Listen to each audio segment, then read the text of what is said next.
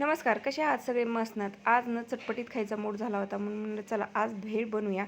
तर चुरमुरे घेतले, त्यामध्ये टाकलं थोडंसं फरसाण, कांदा, टमॅटो, कोथिंबीर चिरून घेतली. इथं चिंच भिजत घातली होती आणि हे आहे पाणीपुरीची चटणी, जे चौपाटी स्टाईलनं रेडीमेडच आणली होती मी पॅकेट. म्हणजे बरेच दिवस झाले डीमार्टमधून आणलं होतं.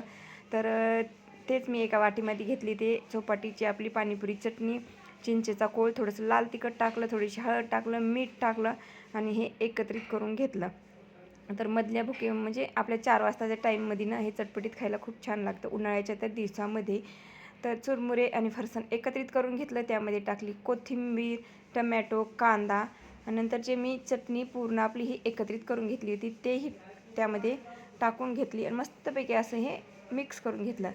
तर आपले जे पाणीपुरीवाले भैया असतात ना, त्यांच्या स्टाईलनं हे आपल्या स्टाईलनं. तर असं हे एकत्रित करून घ्यायचं मस्तपैकी असं पूर्ण.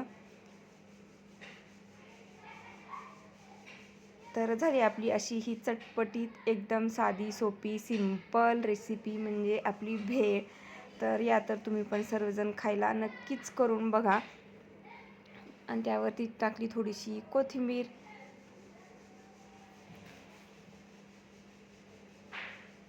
मग काय, आता घेतो आपल्या भेळचा आस्वाद. तोपर्यंत सगळ्यांना बाय बाय, टेक केअर.